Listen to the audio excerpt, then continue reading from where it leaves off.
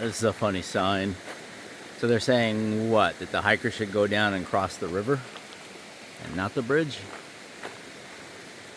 That's funny because, I mean, as compared to walking down and across that. Oh, there was like an attempt made to make you can see pieces of wood down there where they tried to make some sort of bridge for hikers, and that didn't work out. Yeah, I can't imagine anybody doing that.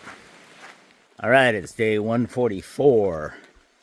We stayed in the van last night at Mary Jo Road, which is right next to that bridge. We are hiking to Nahmakanta Lake, south end of it. It's going to be about something close to 15 miles again, but not a lot of climbing. It's pretty flat now, which is awesome. And yeah, now it's been a wet morning.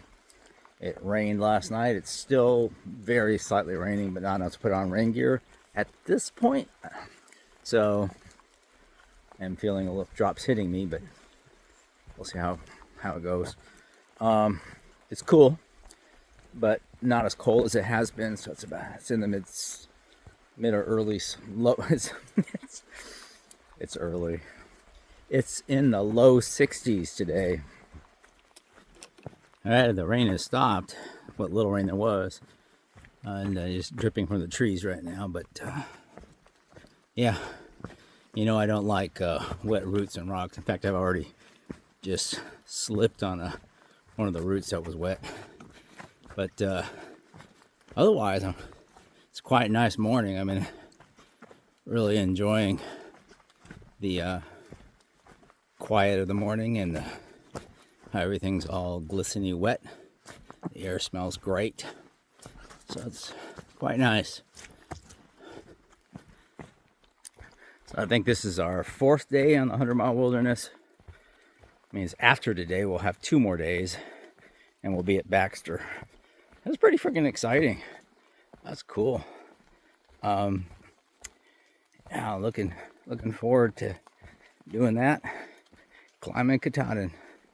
I'm still kind of just amazed after all this thinking about the 100-mile wilderness and, you know, how we're going to do a 4-day food carry and resupply in the middle. And one of my big concerns was, how do I video and keep my phone going for 7 or 8 days? Because you know, even if you can get a food resupply in the middle, well, that doesn't recharge your batteries. I thought about buying extra battery banks and having them fully charged and delivered with the food. You know, how many battery banks can I carry at one time? Because, you know, those are pretty heavy. And, yeah. And then when we figured out that we could slack pack this thing, those problems just went away. So I'm always going to be grateful for this, that we were able to slack pack the 100-mile wilderness. It's very cool.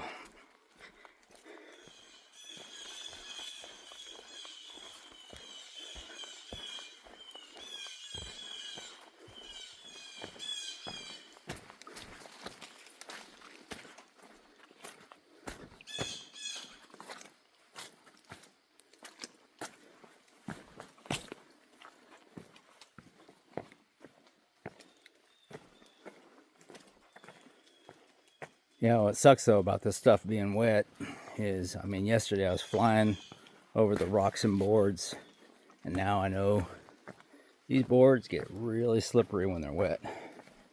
You got to be very careful. So I'm going slow. I don't know if slow helps, but I'm more careful with my foot placement. See if I can make it through the day without falling. That'll be the goal. Even the ferns turning brown at this time of year adds a certain amount of beauty to this trail. Leaves turning red.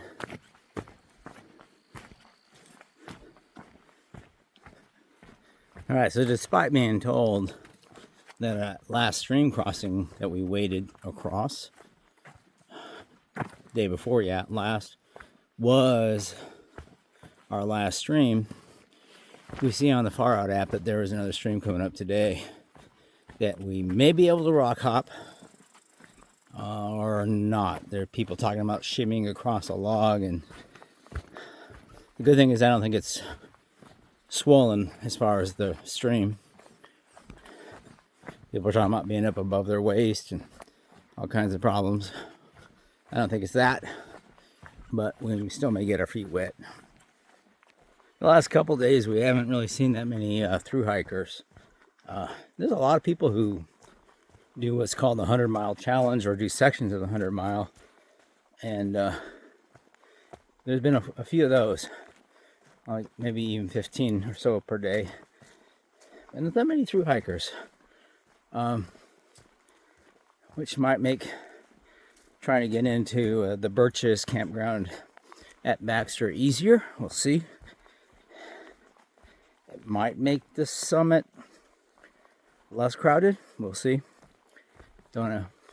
Of course, the summit could be just full of day hikers too, especially if it's going to be a good weather day, which it's supposed to be. But you know, we're 5 days out, so who knows? Yeah. So the bubble, which is where the majority of hikers are, that came up from Georgia, is supposed to be just behind us in the Whites of New Hampshire and in southern Maine. So that's good. We missed them. I was worried that they would all catch up to us at some point and it would be crowded, etc. Now the negative is that after we hike Katahdin, we of course hit back to the Whites. So we may still be, and we probably will still be in the southern end of the bubble. But it is what it is, right? Theme of this hike. We've been walking alongside Cooper Brook. A little bit more of the brook.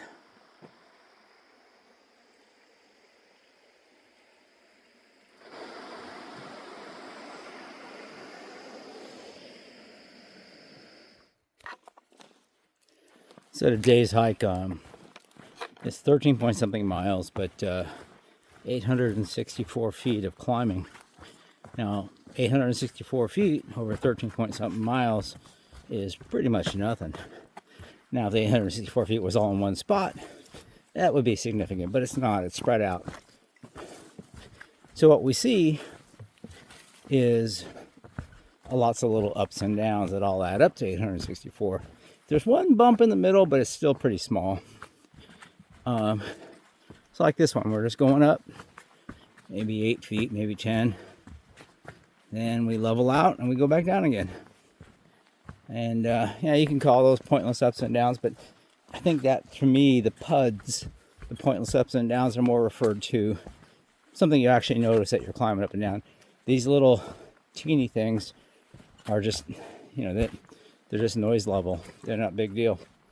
So anyways, the point I'm getting to is that we met a hiker. He's a 100-mile hiker. He started up north, and this is what he's hiked through. And he was talking to me about what's coming up, and he said, "Oh man, you're hitting the difficult section. It's going to be hard because you have all these ups and downs." And I'm like, thinking to myself that that's totally opposite what everybody's been telling me, that this is the cruising area. But I realized it's all relative, right? And for him, he thought this was super hard. I didn't have the heart to tell him that what he was heading into was going to be like 50 times harder. I hope he can do it. Yeah. See if I can make it across without dying.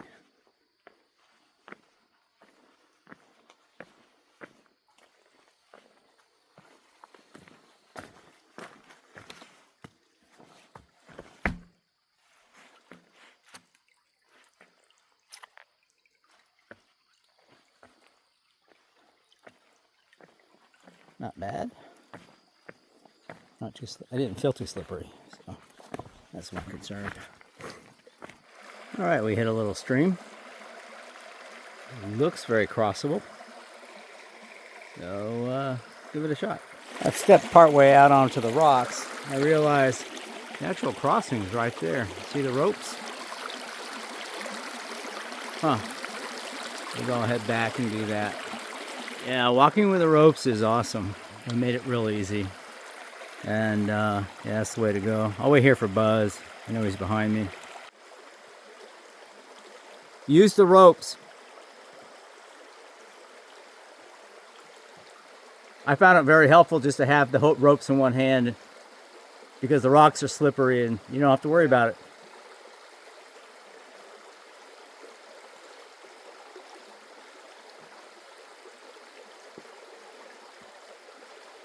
Yeah, there you go. I don't know if to pass this last little bit. Yeah, that part was actually the most slippery.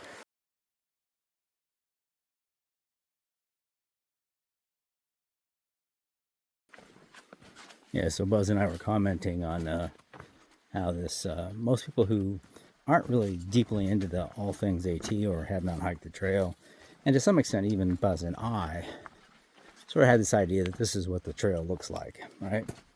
Just your typical trail through the forest, pine needles maybe, and yeah.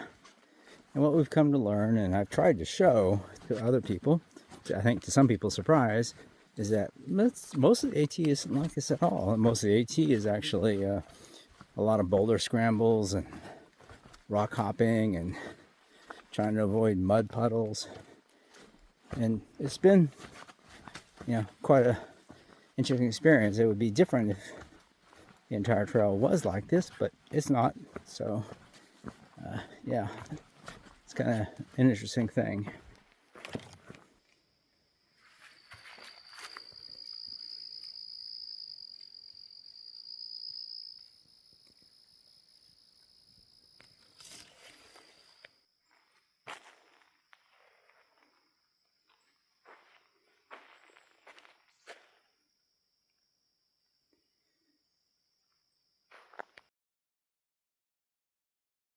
Well, we did reach a section that has been slow going.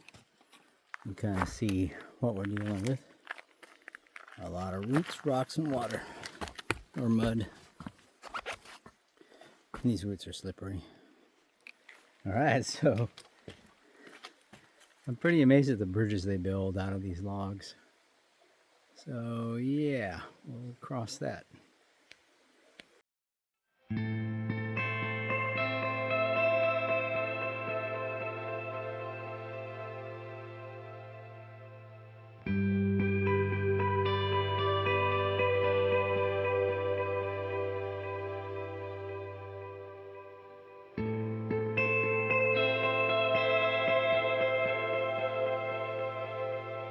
Well, that's something you don't see every day on the AT. An aluminum ladder. Wow. I'm realizing I'm starting to look a little haggard. Oh well.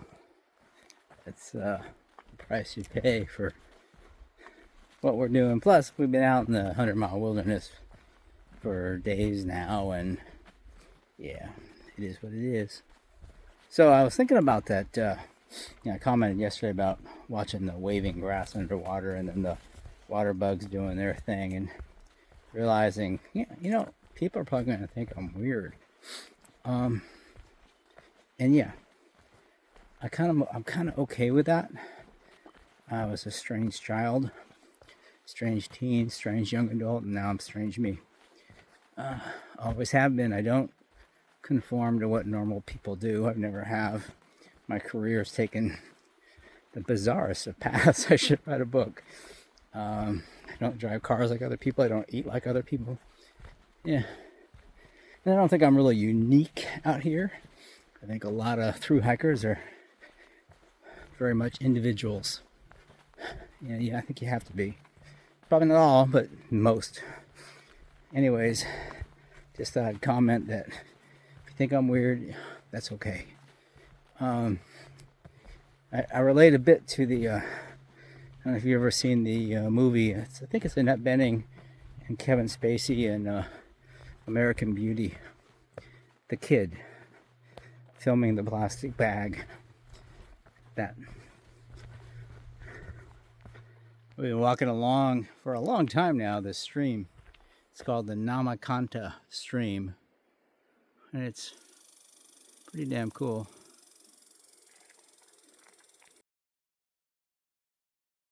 Alright, day coming to an end. You still haven't fallen. And, right, we can see vehicles. So, we know we're almost there. Looking forward to a cold beverage and some food.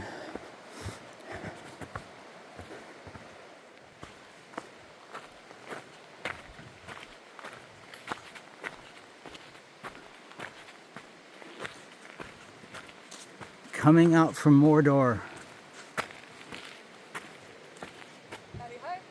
Where are you? Why are you here?